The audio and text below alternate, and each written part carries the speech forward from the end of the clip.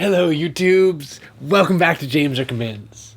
You know what the coolest part of these videos are? It's not anything I'm saying. It's in this corner, when we're playing the little video, if you mouse over it, our media director has put in all these really interesting factoids and trivia about these games I'm talking about and how they're made and some of the design concepts behind them, all this stuff. And so if you missed it in previous episodes, you should go back if there was anything that was really interesting to you and mouse over this little video because she puts in some really cool stuff.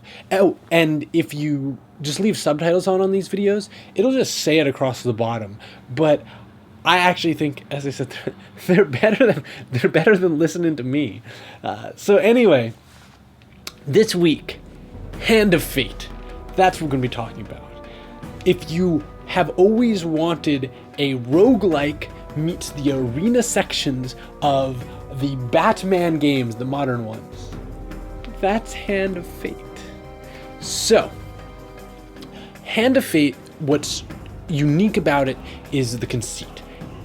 As a designer, I very rarely get to see things that are just new and interesting and a different take on something, a different way to present a mechanic to the player, right? And this has got that in spades, which is a bad pun because it's mostly about cards. And anyway, but it's not a CCG. How this game works, effectively it's a roguelike. You're going through, the conceit is you're in a cabin at the end of the world, and you're playing through an adventure with sort of this dark wizard, and he's sitting there and he's got this deck of cards, and it's kind of like tarot, right? He'll flip a card and this tells the next part of your adventure. And as you go through, you can sort of choose. He'll lay out a number of cards face down, and you can kind of choose which one you move to. And when he flips it over, sometimes it's an interesting story or quest where you have to make a moral choice or try and figure out your way through a set of traps or some trick, right? Sometimes it's a combat encounter. And when it's a combat encounter, it zooms in and you enter basically an action RPG. The combat, it's not fully there. This is an early access game. I don't usually talk about early access games, but I was super excited about this one, so I'm doing it anyway. The combat is a little bit rough, but it's basically feels like that rhythm take from Arkham Asylum, right? Where you're bouncing around between the characters trying to maintain a rhythm to your combat, to avoid the telegraphed attacks of the enemies. You're always fighting a horde of guys at once.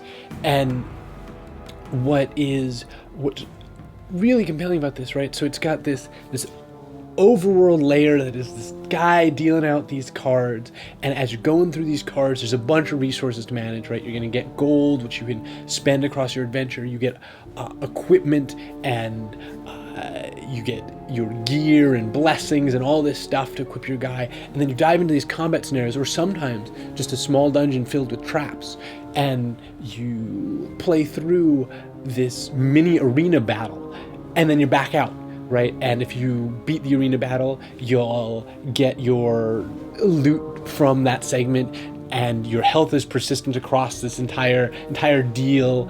And it's really interesting way to develop a roguelike. It allows them a lot of versatility because in most roguelikes, because you're constrained to the physical areas that they can build and everything has to have its own mechanics, you sort of have the same core gameplay over and over again. Whereas here you can have radically thematically different moments to the game, because while combat all has to be this dive down into the arena, your other choices can be as varied as the designers can think of. What's also just awesome about this game is that as you play through, you get to modify what deck your opponent is dealing. He'll get to choose some cards for it, and you'll get to collect cards to put in this deck over time. So you're more likely to get sort of the weapons you want, or to get the encounters, for him to lay out encounters that you want to face rather than ones which are disastrous for you. But he also seeds the deck, and so there's this really interesting interplay, and they've got this really great system for how you get new cards available where certain cards will be a challenge, and you have to successfully complete that challenge for at the end of a given run those new cards to unlock off that challenge.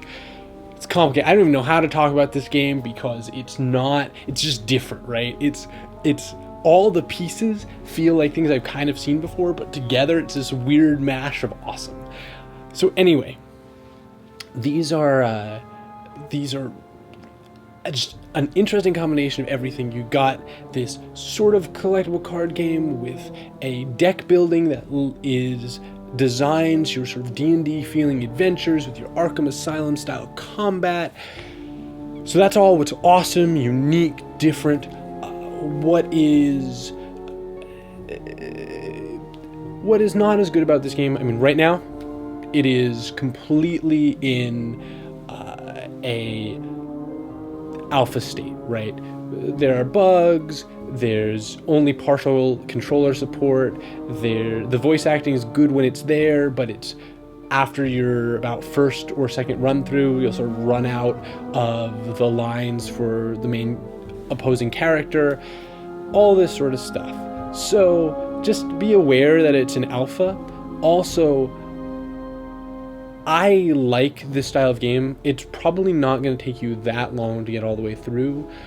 I really like roguelikes. I'll play this sort of thing again and again. I like completing all the challenges in this game because I think some of them are really interesting. I love seeing what they open up and the different items that the designers have crafted for the game.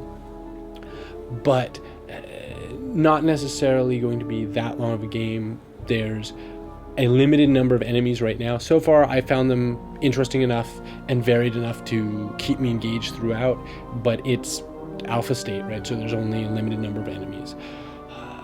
Past that, like, if you're interested in seeing something different and the idea of kind of delivering an adventure sort of almost through a tarot card style deal whose deck you can build yourself, if that sounds really interesting to you, this week, James recommends Hand of Fate. See y'all next week.